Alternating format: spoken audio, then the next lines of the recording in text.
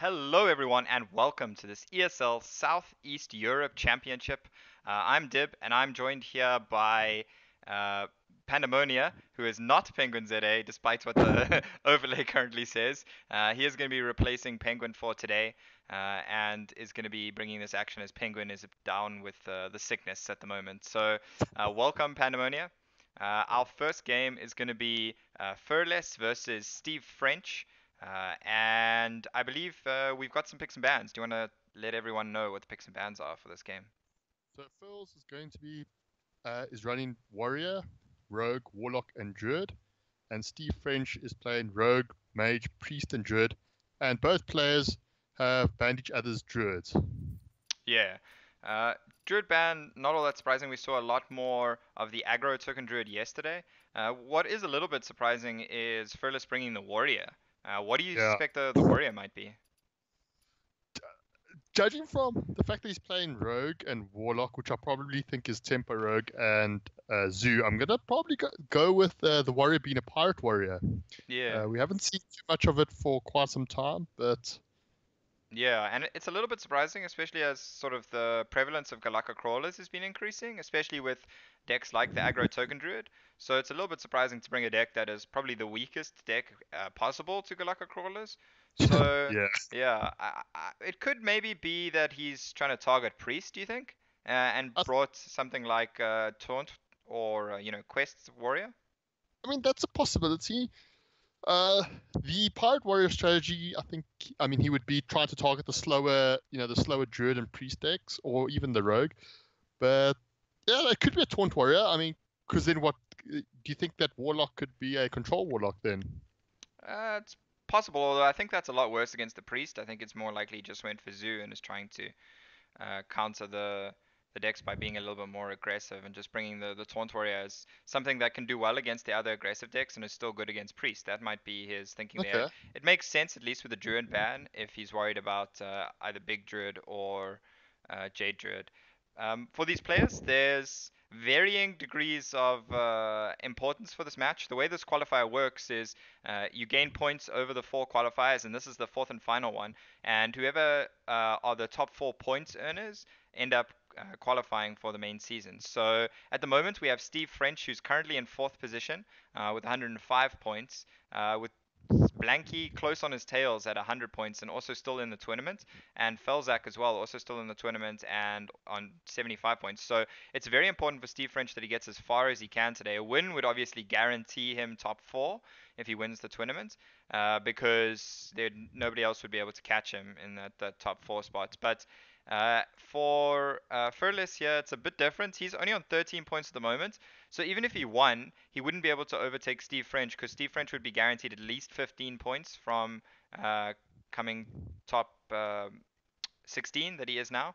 So not a lot on the line here for Furles, except maybe helping out some of his other friends that might be trying to catch SteveFrench. You never know if he's friends with somebody like Blanky or some of the other players that are just below SteveFrench. Uh, what are your thoughts on this kind of a qualifying format? I really like it because I feel that the nice thing about this is it rewards consistency. Even if you don't, let's say, win it, if you just consistently come in top three or top four, you gain the points. Whereas like the problem is if we look at our own the African qualifiers, because it's single elimination and each qualifier is its own event. You make the semis of one, you get knocked out, it means nothing. You make the top Hmm. eight of the next one, you get knocked out, means nothing. You literally have to make the finals or win it. Yeah, Whereas yeah. this, like, I like this. Like personally, I like this system quite a lot. Yeah, in a game like Hearthstone, it's important to reward consistency because that's really the measure of good players. Because Yep. there is obviously a certain amount of variance with any kind of card game. So it is really nice that this kind of format is able to um, reward that kind of consistency. Yeah, definitely. Um, yeah, we're just waiting for the players to start here. Um, but there is also a bunch of giveaways available. Well, a giveaway for ESL Pro Chair that's available. And if you are in the Southeast Europe region, you can win that chair. You just have to type exclamation mark giveaway, and then you can find all the information in chat. There's also some shop vouchers for the ESL shop, which is awesome especially if you're a fan of any particular gaming organizations, you can grab their merch from there, which is also really cool.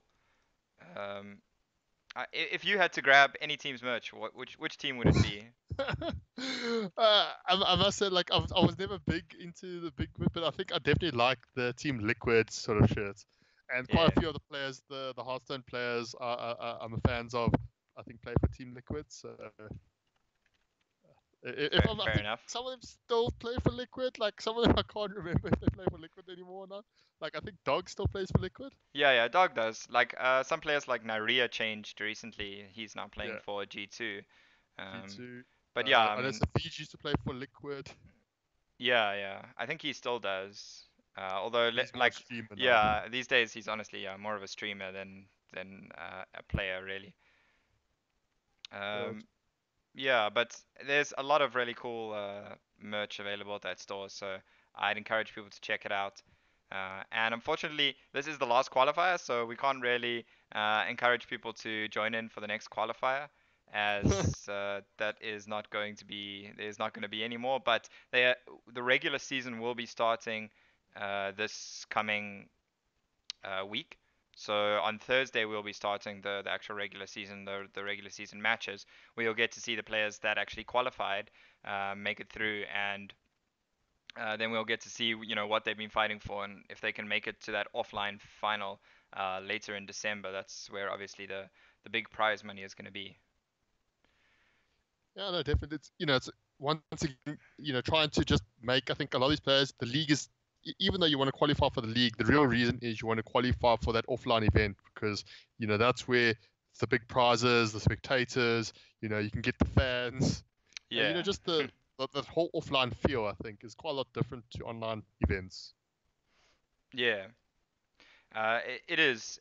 One of the interesting storylines of this event has also been the success of the Bulgarian and Hungarian players. We've got two of the Bulgarian players that are currently our leading point scorers in Prodigy and Super Lubo, and SteveFrench, one of the Hungarian players that's done really well as well, along with his compatriot Cheesehead, who might still be in the running down in eighth place at the moment. But if we look at like our top eight, we have four Bulgarian players and two Hungarian players there. So that's a really big showing from those two regions that are really trying to um, assert their dominance on the region, or the whole Southeast Europe region. Yeah, definitely, and also it's also interesting to see. We emphasize about consistency, but if you look at the table and you look at the points and you look at basically the dominance of the top 4 or 5 positions, and then after that, the difference in points is massive. Mm, In fourth place, SteveFrench is currently on 105 points. Fifth place is 100 points, and then afterwards it goes 75, 73, 48. yeah. So I mean that just speaks volumes, I think, about the consistency of some of these players.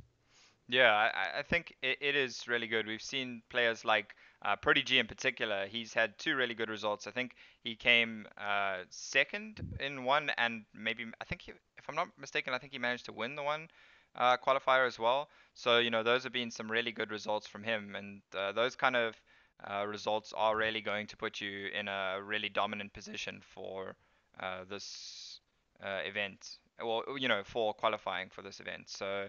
At the offline finals, I believe there's about €1,000 prize money to be won. Oh wow. 700 for first and 300 for second. So that's quite a decent amount of money for these players. Um, and obviously, for a lot of these players, they're really trying to make a breakthrough into competitive Hearthstone. This is really one of these tournaments that's kind of a feeder to lead players into being able to play Hearthstone competitively full time. But we are going to be able to jump right into the match now with SteveFrench on the bottom for us on his Priest, and Firles here starting on his Rogue. So, what do you think we're going to see here? This looks like Razaka's priest, and the rogue I currently can't spectate. which is It's Tempo. It looks like Tempo. yeah, So this is one of the almost of the recent metas. This is what you could consider to be one of the classical matchups of recent competitive Hearthstone. Two relatively top tier decks, and both are decks that can actually win against unfavorable matchups if they draw the nuts. yeah, And yeah. Unfortunately, due to spectator bug, I've had to redo the spectator mode, so we'll be jumping right back in a sec. Firles has had the unfortunate uh, disaster of drawing patches in his opening hand, which is never something you really want to see. SteveFrench on the pre-side, he got the turn one Northshire Cleric, which really just is actually quite handy to fight against a lot of the early aggression of the Tempo Rogue. Yeah, And he's picked up the Power Shield, allows it just to be more resilient. And for the first couple of turns, there's no real easy way for the Tempo Rogue to deal with it. Firles' hand is quite awkward. He's got quite a lot of pirates. He's got the Cold Scalebane, but yeah. Unfortunately, his hand refuses to reveal itself to me for now. Bugged once again, but we're just gonna keep going for now. This Radiant Elemental is pretty nice, but you do have to worry a little bit about cards like Backstab and SI7 Agent as possible answers to something like Radiant Elemental if you play it down here, sort of preemptively hoping to get the tempo in the future turn, because realistically, you're not really doing much with it except just having an extra body on the board here. I like him. I like SteveFrench playing the Blood Mage Thanos here. Recognizing that this matchup, it's not so much about the spell power, but he just wants to actually cycle it. So he doesn't mind the Blood Mage, dying just to literally basically become a novice engineer in a way, or a loot hoarder. Yeah. Yeah. Once again, he's trying to make something with his hand. He's just holding back for like quite a large swing turn in the turns to come. Yeah, I think maybe he's just afraid to give that Northshire Cleric much value, because obviously for the Priest in this matchup, it really is just about trying to draw to your combo pieces. Once you get that Raza and Shadow Reaper Anduin, you can really start machine gunning down the Rogue, who doesn't really have any way to defend against that. So it's so important for the priest to get cycle, so you can understand that Firles doesn't want to commit to anything to the board that's going to give SteveFrench a chance to, bump with this Northshire Cleric and then actually heal it. Yeah, the thing is on turn 2 though, Firles could have gone coin Van Cleef to get the 4/4 Van Cleef, but do you think having a 4/4 Van Cleef against the 1/5 Northshire Cleric would have been worth it? You would have been able to kill the Northshire Cleric in 2 hits, and you would have given them 1 card draw. Yeah, that does seem like it definitely could have been worth it. Giving the 1 card draw might turn out okay. I mean, the 4/4 Van Cleef is pretty good, but ultimately you're actually kind of looking at a 4/2 Van Cleef because you have to double bump it. Oh, yeah, that's true. So it does become a lot more susceptible to other removal options like Holy Smite, which is often in these decks. So that is something else to consider. But it looks like here Firles is probably going to go with this Van Cleef, I imagine, as that looks like why he's committing so many resources here. Okay, he's going to full trade. I think kind of. Okay, I thought he might it looked like he was going to full trade, giving a bit of respect to, we've seen some of the Razak's priests starting to run cards like Galacrawler. Yeah, I actually kind of like the full trade as well. Like, you've been relatively consistent with your plan of not giving him any draw, and I think taking the extra damage is a little bit unnecessary in this matchup where damage can be a real problem. If you do take too much damage, you can easily just get blown out by the priest once they do draw their important combo pieces. And also, you give your opponent a higher chance to draw Shadow Word Death if they don't already have it. So I actually would have liked to see him trade in that Galaka Crawler there as well. I don't think as a 1/5 on board it was ever really going to do much for him there. Yeah, I mean, now we see, Firles is, his patience has paid off a bit, I think. And, he's kind of invested all into this big Van Cleef and basically realizing that he's playing against a Highlander deck. If you have the death, you have it, but you basically, because it's one of, it's very difficult to consistently play around every card in the Razor Priest's deck. Yeah.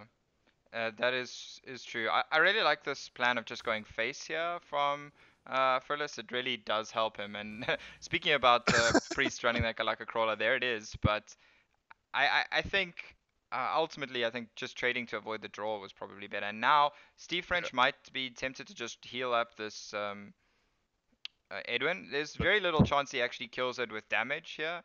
He's gonna need to draw that Shadow of Death, and going with the heal on it at least will allow him to have a chance to draw. But it looks like he's gonna go with the Holy Fire on the Cobalt Scalebane instead. This also makes sense, obviously removing a lot of damage on the board, especially because it would have just buffed up the Van Cleef or any other minions that Firles played. yeah, both lines I think were considerations there. He was debating, Holy Fire basically I think buys him another turn, possibly two. Uh, but now he needs Yeah. to draw the. And the problem now for Steve French is that even if he were to draw the death, there's still four on board, and we know the infamous bone mare turn is coming. So Yeah, that's true. And the other problem here is, like by not getting the heal with that Northshire Cleric, he's essentially given himself less cards to find that death as well. So like the thing is, if he went for the death last turn, he could have had a chance to have like a blowout result, which is getting the death, or his other chance was that he just died. And here I'm not sure how he's gonna win. Going with this route, he needs to find chain a lot silence. of cheap spells here, or find a silence, and he isn't able to find that, so he's just gonna go ahead and concede here. Like in that situation there, he would have needed to like chain silence into one mana spell into one mana spell into one mana spell. Yeah. With like binding heals in between to heal him up. Unfortunately, I think that was quite well played by Firles there.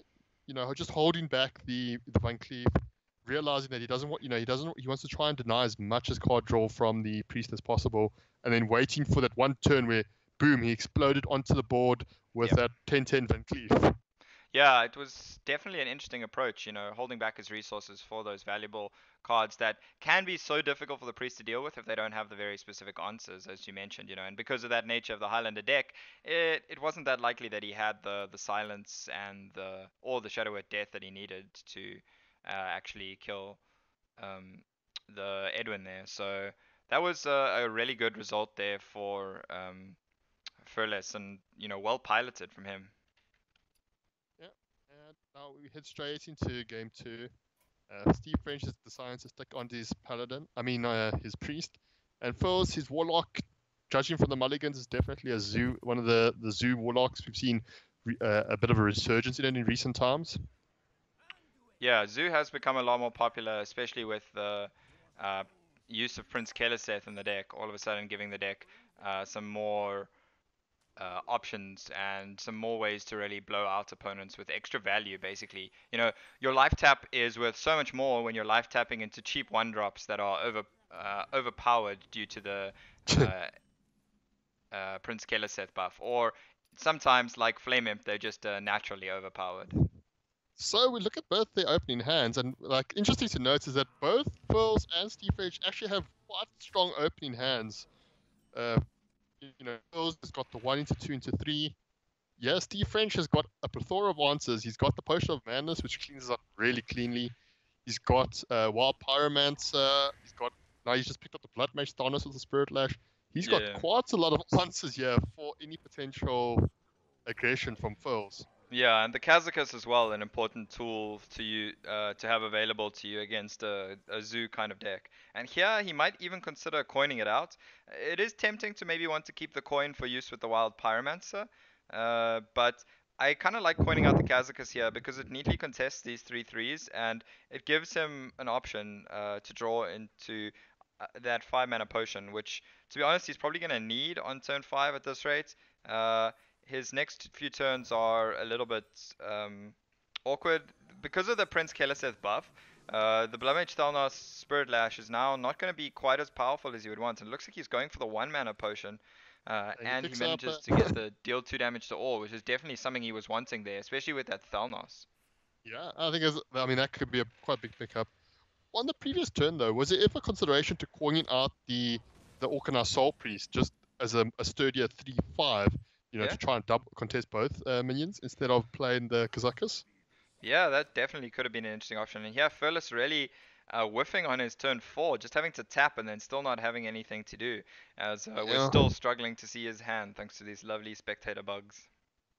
He does have a Doom Guard because I can see his hand. So Yeah. he goes for the Doom Guard. He discards the Yeah, the Despicable Arcus Veteran Dreadlord. and the what's it? Despicable Dreadlord, Despicable yeah. Dreadlord. Yeah, So it's there obviously in that situation. I think the Doom Guard was high enough tempo that you're pretty happy with any kind of discards there really. And Despicable Dreadlord though can be pretty powerful, but up against Razagaz Priest, it's maybe not its best sort of matchup. It's much better against the other decks that are actually more actively trying to fight for board, whereas the Razagaz Priest is just trying to control the board from off the board here. And now the Blood Mage Thelnos, once again, not really being enough to kill these minions. Um, with the with the Kazakus potion, sorry, it doesn't quite do enough damage. And here he is gonna, it looks like, go for the Pyromancer and the Kazakus potion. no, No, just he holding wasn't back. actually because I think he actually realized after he played the Wild Pyromancer that if he plays the Kazakus Potion, it doesn't deal it extra damage because the Pyromancer is dead before the effect can trigger. Yeah, yeah, that's true. Um, what he could have gone for is the Blood Mage Thanos and Kazakus Potion. It would have dealt 3 to everything, and then he Yeah. would have been able to play the Loot Order to contest that Doom Guard. Yep, I think that could have definitely been an interesting line. And here he picks up Raza. Raza is super important in this matchup, but is it maybe going to be a little bit too late here? The Kazakus potion plus the trade can at least kill off this Spellbreaker, but that's still going to leave him with a 6/5 Doom Guard up against him. Or he can go with the Thalnos, the Razakus potion, and the Spirit Lash here. That'll Yeah, actually combine allow all. him to clear up the board. But the thing is, like, you're using a lot of resources to clear these minions. And, like, the real question you've got to ask yourself is, do you ever win from that? And Hmm. he feels that he can probably, I mean, he's got Raza and the Velen. So, I mean, he does have some comeback mechanisms. Yeah, the The Raza important, Velen is going to be super important. And then I liked his ordering there. Going with the Spirit Lash first means he just gained a lot more health from that Spirit Lash than if he, played the Kazakus potion first. or if, yeah, or if he played the Kazakus potion, he would have also got the demon would have died. So, you know, Well, oh, and that's uh, quite a clutch top deck.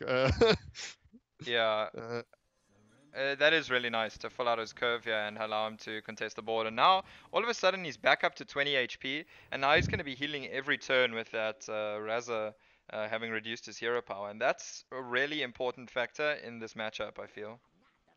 Yeah, but we do see Firles still has quite a lot of juice. He's got the bone mare. We see the blood rule go down coming down, and I think Firles recognizes, you know what, the only way he's winning this is he's got to push, and he's got to push now. Yep. And this Prophet Valen with the heal, it can at least heal for 4. It's pretty good on board too, and the Holy Smite will have a better option, or be a better option to clear, but he's still not going to be able to clear this whole board here, even with the Prophet Valen Holy Smite here. Prophet and Holy Smart, you can kill the two. You basically can kill the two Sonar chain gangs. Yeah, exactly. Which is Uh, probably better than nothing here, yeah, but it's still leaving him in a tricky position. I suppose, the important part here is he's also able to heal himself up for 4. Or he can heal this Raza if he wants, but that's really risky here. that's really risky. That's, You're you're hoping. dying to Soulfire. Doomguard, I think, is lethal regardless, because unless it was in his hand when he played Keleseth, it would be buffed up now. So it would Oh be, yes, um, 13. No, we've been oh, 13 oh then. yeah, it would still be short. So yeah, the heal there is actually super important. The amusing thing, yeah, is that Phil's going for lethal, but if he doesn't clear this board, he's actually dead on the backswing if he doesn't clear, there's a 10 mana mind blast there. Yeah, yeah, And I'm guessing he didn't find lethal here. he didn't find lethal, but he did find the Void Walker and the Chain Gang. Oh yeah, that's actually So pretty important. and unfortunately, he can't. I don't think he can. What? Because he can deal 4 damage with the Organizer. He can deal 14 to Yeah. Phil. Yeah, and I mean, if it wasn't for that Saturday Night Chain Gang, it would definitely be lethal because he'd be able to get through. But with the triple taunts, he just can't really get through. Like he Yeah. can kind of deal like even if it was just two taunts, he'd be able to use the hero power then to remove one of these chain gangs, or I avoid Walker and still be able to push with the Raza to deal the extra Yeah. damage. But here with the Mind Blast, it's not going to be enough. And maybe he can play the Orkanai and heal it to try and desperately draw for something. But is there anything he can draw that'll actually make the difference? What of the acolyte? I mean, with 2 mana, there's not much you join that keeps you alive. Yeah. Well, yeah, I mean, Uh, Dragonfire Potion would clear, but you don't have the mana then. well, you do, because Orkanai. Oh, right, yeah, you have to play the Orkanai as well. Yeah, yeah, you're right. Sorry, So two I mean, mana. You there's don't not have. much. Yeah. I don't think there's anything that keeps you alive. Even power. Oh, there's. Yeah, I mean, the best card you would be able to usually get there would be Spirit Lash, but he'd already used it, so that And wasn't even an also, option. the problem is with the Orkanai, the Spirit Lash would also probably killed him, Yeah, which that is that's also true another actually. problem. Yeah, the Organized Spirit Lash combo, not exactly the best. They're not exactly the best.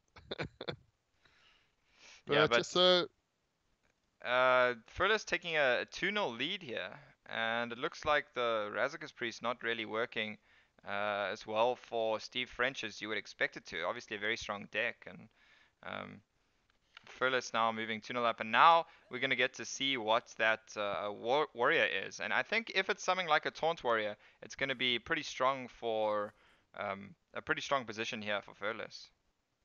this is a pirate warrior, in fact, and what I suspected is he seems to be going for the more aggressive approach. More aggressive lineup, trying to punish these slower decks that have been becoming quite popular. We see in his opening hand, SteveFrench once again he has the Potion of Madness, but I don't think he knows. So he actually throws the Potion of Madness away. Oh, He doesn't he doesn't know what warrior this is, and he's gonna be quite sad when he discovers that this is Pirate Warrior and he just threw away the Potion of Madness. yeah, Because Potion of Madness is like incredible against dealing with these turn one insults first mates, yep. and Steve French is probably already thinking, I should have kept that Potion of Madness. Yeah, definitely. I mean, this is not the kind of minions you really want to Shadow Word Pain. There's a lot better usage, but Spirit Lash is another good way to deal with these. It's maybe a little bit unnecessary in the sense, though, that I think you're usually just going to be able to gain back the health. I think his concern is going into Coin Bloodsail Cultist. He wants to clear up the pirates. Or Uh, calling South Sea Captain even. yeah, or coin South Sea Captain. So I think that's kind of why he's gone for the Spirit Lash there, and now he's going to be happy to see the Shadow Word Pain as it's going to line up pretty neatly into this Frothing Berserker. Yeah, the only thing I was about to say, the only better draw would have been a Northshire Cleric. Yep. To fill that one drop spot. Like, and then he drew it. So, Steve French, Northshire Cleric, just really handy on board. To trade some of the cheaper pirates, you contest some of them quite well. Yeah. Enough, it fills with quite, you know, some quite difficult decisions. Does he, like, it looks like he's going for the South Sea deckhand. He could have gone. Ooh, that just feels. I'm not a fan of that. I really would have liked to see him play the Fiery War Axe there. It's so powerful to just get it down and use it to contest. I mean, next turn he can go with the War Axe plus the upgrade, and then still play the Drake Corsair. But if he just used the War Axe there, he would have still had a South Sea Deckhand in his hand as well. Yeah, which helps for a bit of burst later on. Yeah. And we see Steve French, he's in such a confident position that he actually goes for summon a 5/5 demon and draw 2 cards. It's not the usual, very defensive options that you usually take the board clear, that deal damage. Yeah. And I think he's going to be rewarded for this because he just gets to contest this board really well with that 5/5, Yeah. and he refills his hand. Yeah, the 5/5 is just super valuable for contesting the board. Very often one of the best kind of potions, and this is kind of usually the potion you take in the control mirrors quite often, Yeah. which is interesting as this is obviously far from a control mirror here. As Do you see? Firles is gonna show us just how little of a control mirror it is by going face with everything. Yeah. I mean, he has what? He has 8, 9, 12 on board. He's got 16 It's hand. a good Uh, draw. he would, and SteveFrench is just actually gonna say I'm gonna fight for board because I mean Yeah, he, he I wants like to the rather. Cabal Talon Priest here. I think it's pretty good. I think it's just important to get that extra body on board, and I think the Acolyte of Pain is just a little bit too passive a body instead. You know, it doesn't actually do that much. Maybe it eats a charge of the weapon, but the Talon Priest could have done the same whilst also buffing up the demons. So personally, I would have liked to see him play the Talon Priest over the Acolyte there. Although I think maybe he might be saying, you know what, my acolyte could actually get some like, if he doesn't kill it with weapon charge. So if he kills with a weapon charge, you're not that sad, right? Yeah. But if he doesn't, you can at least get like quite a few card draws off of it, and you get like the acolyte can bump and draw, and we see him trade. But Holy Fire, a card that's been lately seeing more and more play in Yeah. these Razor Priests, and it's actually going to be, I think, quite key here. Being able to Holy Fire that Corcron, you basically negate the 4 damage, and you basically gain 1 Yeah, and you're removing it, which is the obviously massive part here. benefit. As Priest doesn't really have a great way to remove it otherwise. You didn't really want to have to Dragonfire Potion when you're trying to play so proactively on the board. We see, yeah, we see everyone's boogeyman, Prince Killiseth, and unfortunately on turn 7, Prince Killiseth not nearly as impactful as Yeah, playing it on turn 2. yeah, especially when you're playing that captain and not getting your patches out, because it usually always comes out earlier against these kind of well, in these kind of well, for a deck like Pirate Warrior, obviously.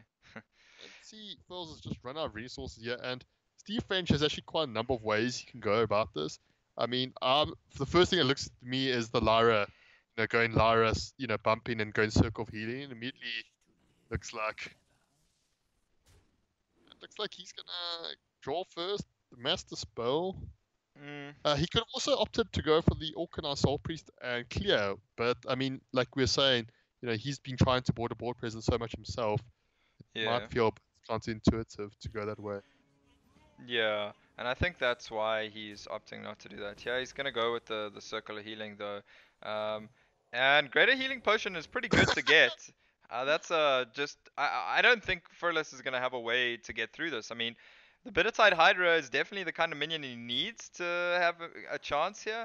That 5 mana 9/9 in this case, pretty strong, but ultimately SteveFrench has quite a lot of heal in hand, and with that, Organized Soul Priest can start using his hero power aggressively as well. And also now Powered Shield just gives him so many draws now, and to try and pick up the answer. And unfortunately, he doesn't find the answer for Bitterside. But he can. I mean, he could even just go for Priest of the Feast and Greater Healing and ignore the Bittertide for a turn, because I mean the 9 damage. 9 damage is a lot, but when you're on 30, it's not. It's not that critical. Yeah, but it looks like he's He's gonna gonna go with go. the Dragonfire Potion here. This is really nice. He's actually able to clear up the whole board, gets 2 card draws out of this Acolyte, as well as chipping in quite a bit of damage to Firles here, and he's still keeping his Lyra alive. So this is a really powerful turn here for SteveFrench, and unfortunately, he can't even use that Mind Vision, and I'm not sure he's ever gonna get a chance to use it, as I can't imagine Firles is gonna hold on to too many cards. You might hold on to this, or you might just play out 3 mana 4/5. But the Galactic Crawler is going to be some bad news for him. And I think this is basically over for Firles. He's run Yeah. out of resources. SteveFrench is going to be on full health. In fact, yeah, and we see Firles. Except, you know what? Yep. You've got 9 cards in your hand and on full life. There is no way the Pirate Warrior is going to win. So SteveFrench does actually get the win with his. Does get the win with his Razor Priest. Yeah, finally. The Finally, third try. And now, the question is, how's the Rogue and the Mage going to fare against Pirate Warrior? Traditionally, Rogue has obviously always been pretty bad against Pirate Warrior because the deck doesn't handle the aggression of a Pirate Warrior that well. But the Mage could also be quite interesting. If it's some kind of control mage, then that could be a problem as well, as sometimes those decks can struggle to deal with the weapons in particular from Pirate Warrior. But we're gonna see the rogue here first from SteveFrench, and it does look to be a tempo rogue with that Ken uh, Yeah. in. And the SR7 agent here is quite a nice card to have, especially when you're on the coin.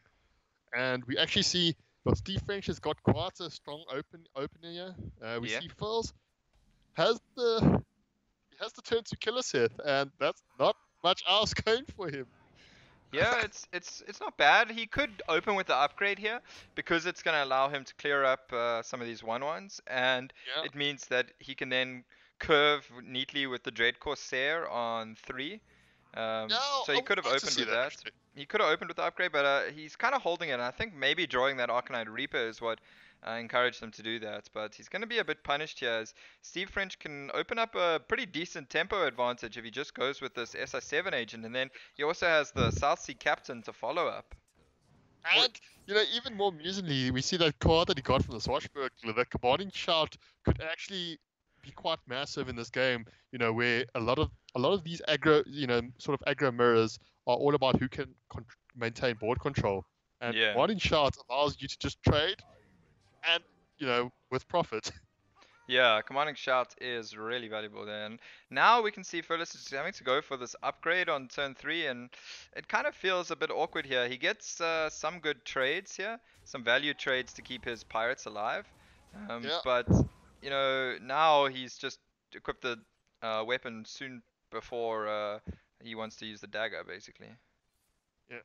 And we see this is I like mean, we say, Kings. this is constantly a struggle on the board. We see one moment Steve French had a sizable board, then Pearls, no, none of them. Yeah. And And the weapons are just managing to chip away at all these little pirates. And now we're gonna see if the fact that Furless got this Prince Keleseth on 2 is gonna matter enough. He's getting all this extra value, obviously, and now with these minions coming out just a little bit bigger. This one, this. Frothing Berserker outside of range of just the backstab SI, so all of a sudden Steve French he has has to to use punch his it. yeah, he has to use his weapon as well, and then he's taking an extra 4 damage there. And these things can really matter. So we're going to see, if that advantage that Firles has been able to get from the Prince Keleseth is going to matter here. And do you like trading here with the Arcanine Reaper to kill off this SI? I really like trading off. It allows, it gets off the board. Also, potentially allows your Dread Corsair to deal far more damage. The fact that the board is clear, you stop any potential trades. Uh, Mm-hmm. and so now basically, there's 8 damage on board. He's got another 10 over 2 turns in hand. So Phil's still got a lot of juice. Yeah. Steve French, he's got the bonds. He's probably deciding between the bonds or the Cobalt Scalebane. Yeah, the Cobalt Scalebane doesn't feel particularly good because it just dies to that Arcanine Reaper, but you do know he at least then has to force the Arcanine Reaper um, into your face, and it looks like Phils is going to I don't know continue if taking the trade here. I The don't thing know. is, yeah, so what? He had 18 and his opponent was on 23. So over 4 turns he could have done it with all the weapons, but with Yeah, his HP the way it is, that might have actually been too slow. So I think maybe he has to try and get some extra value from this Drake Corsair as well. yeah. I suppose. I mean, you've got a lot of weapons, so I mean, you never really that scared. I mean, we see now Phil's still stuck with a Firewall Axe in hand. We're gonna see him go for the trade. He's obviously, he's wary of, he's gonna try to do his best to minimize, potential bone mare. Bone mare still allows the Firefly to trade with the Nugget Corsair if he does pick it Yeah. up.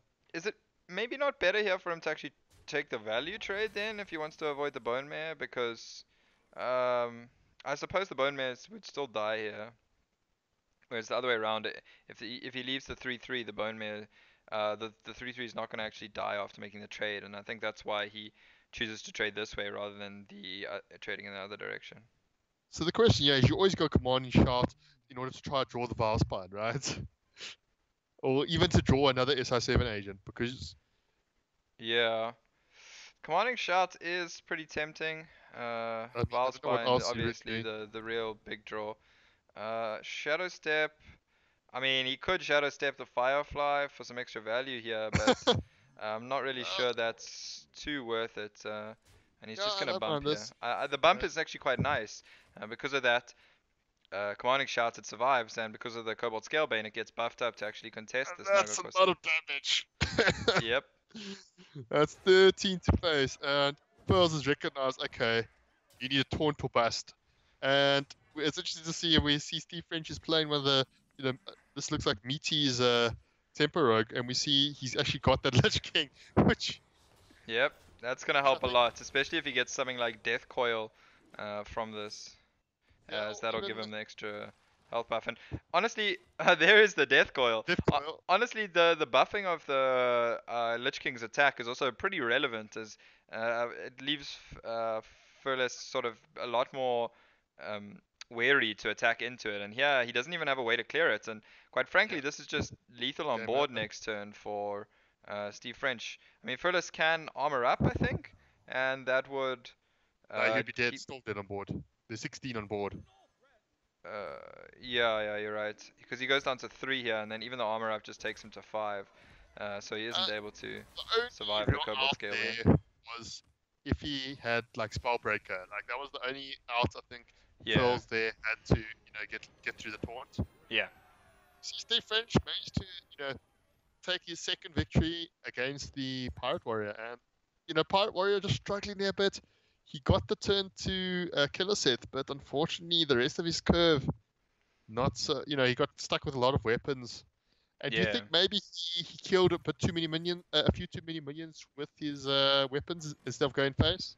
Yeah, I think maybe he overtraded a little bit. Honestly, I think the biggest uh, m- misplay I would say was just not playing that upgrade on turn 1 to be a bit more preemptive against Yeah, cards like that Swashbuckler and patches, but we can see going into this final game here, SteveFrench on what does look like some kind of control mage, be it freeze mage or uh, control mage, or even well, actually, it's definitely not quest mage because he didn't have the quest, but yeah, it's some kind of control mage here, which could be a little bit tricky against this pirate warrior, and this might be the matchup that Firles is able to finally find a win in. although having a turn to Doomsayer is pretty nice. Having the Frostbolt, because this, having a turn to Doomsayer, there's not many answers that the Pirate Warrior can have. I mean, if we have a look, if he coins out the weapon, that's only 5 damage. If he plays the Saucy Deacon, that's only 5 damage. Yeah, Yep, everything is short. unfortunately, this Doomsayer is likely to go off, and that's quite massive. Yeah, it is, especially when it's going to allow SteveFrench to set up his ice block or just draw for some more resources so that he has answers to the future cards. Setting up the ice block would allow him to have this Medivh's Valet active, and that's what he's going to go for here. I was going to ask you. You play a lot of Freeze Mage. Would you have liked the Arcane Intellect there, or the Secret to set up for the Medivh Valet? I think in this case it's probably better to go with the secret because you have a really neat way to deal with your opponents or whatever they play then. The Medivh's Valet plus the ping or the Medivh's Valet plus the Frostbolt, depending on different configurations of what your opponent can play. And here I think Medivh's Valet plus the ping on the Frothing Berserker does seem pretty tempting, and the Medivh's Valet itself also contests the board quite well. So I think you definitely want to get the Medivh's Valet down earlier, and you can use the Arcane Intellect a little bit later. If I think he didn't have a Valet, then the Arcane Intellect probably would have been better than the Secret then. We see Firles though has quite a nice follow up. It allows he can get, and now all of a sudden Steve Finch has to deal with the second Frothing. Yeah. He's got the Frostbolt, but the problem with Frostbolt is just that awkward curve. So do you ever Frostbolt and play the Acolytes instead of Yeah. pinging and I waiting to think ping? I think that's definitely a good option here to just Frostbolt and play the Acolytes and save your ping for next turn essentially. The Acolytes kind of threatens to get you some decent card draw here because of just the one attack weapon and the Firefly. We can see Firles does have uh, the Fiery War Axe plus the upgrade as well, so he can kill this Acolyte without giving SteveFrench more than one draw. But he also kind of wants to play this Bittertide Hydra as he's gonna need Yeah, it to push here, and it's a little bit awkward for him. I think because he's also got that extra one drop, he is gonna go with the upgrade here and the War Axe, and I imagine he's definitely gonna kill the Acolyte then and try and hope his other minions survive. He obviously knows that next turn SteveFrench is definitely going to spend 1 mana pinging this Frothing if he doesn't have some other violence neater way to portal. deal with it. Oh wow! And so do you arcane intellect or do you play the acolyte to try and just tank another four? Try to tank the fireworks game. Because you kind of seen that Firles has wanted to try and deny your card draw. So do you ever just play the acolyte here, knowing that it's gonna eat one of those bites, and then you ping the frothing? Yeah, I like the Acolyte as well. I think the fact that it's not just drawing you a card, but essentially gaining your life as well Gain is you pretty 4 health. important, yeah. I mean, next turn you've got the Firles portal for the next large threats he has. Except the Billiard Hydra. Yeah. You can still arcane intellect and frost nova. Buys him a bit of time to find something like a blizzard. Yeah, he can Uh, also Frost Nova and preemptively ping it, so the next turn he can Fireball ping it if he wishes. this is Um, looking more like an old school burn mage. With the yeah. Violence portal and the Medivh Valet. Well, yeah, the Medivh, but yeah. Yeah, I think the Frost Nova here looks pretty good. I like pinging, but it does leave you a little bit awkward for mana. He can try for Violence Portal. Obviously, it can give him some high rolls in terms of giving him any kind of sure. charge minion would be good to just kill that Spititide Hydra outright, or any other kind of taunt would also be pretty decent just to either soak up, deal more damage to Firles if he uses the weapon, or to just kill some of these other minions off. Like, yeah, I personally, I think arcane intellect just allows you to get a lot more options. And if he's running Blizzard, I mean, you could even arcane intellect. You can arcane intellect a Frost Nova. Yeah, but you're kind of He's gonna. Okay, so he's gonna go for the preemptive ping, so he can fireball it yeah. off next turn. I think dealing with the Hydras is so important in this matchup. You need to make sure that you don't give your opponent too much damage from those Hydras. And we can see Firles has ways that he can just keep refilling this board. But now, worst case scenario, SteveFrench can go for the draw next turn if he has to. But I think it's most likely he's going to go with the Fireball ping next turn. Just Uh, it makes his curve so awkward, though.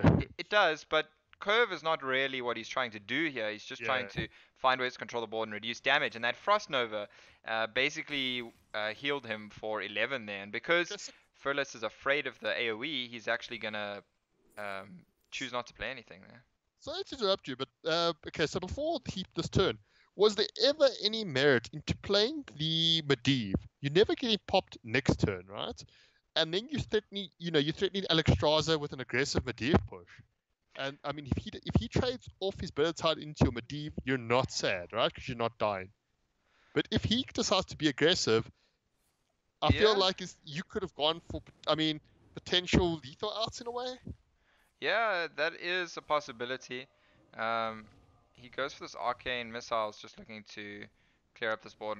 Bit unfortunate rolls and just has to ping the bit of tight anyway. Yeah, I think SteveFrench is kind of uh, pigeonholing himself a little bit into the more defensive lines, and I think he was worried about any kind of charge, especially after having seen the Argent Commanders before as well. yeah. There could be a few charge options that might have been able to find Firles some damage, and if you go with a Medivh and then you get popped, then you're in all sorts of trouble. No, definitely. But I mean, at that point, I mean, he would have needed to find a lot of damage to get popped, is what I was saying. Yeah, So I thought maybe he could go for that aggressive, a Medivh. If he doesn't trade, then you basically can kill him in the next 2 turns. Yeah, he's still going for a much slower play. I think he can probably still outlast. But I mean, that weapon, it just gets yeah. buffed now again. That's a lot of damage still coming Yeah, through. that Blood Cell Cultist is an absolutely huge draw here. It's just super important to find that extra damage here. And now, he's threatening to pop him next turn with the weapon alone. SteveFrench does have this Alexstrasza to kind of heal up, but he needs to find ways to actually deal with this board first. He needs something like a Blizzard.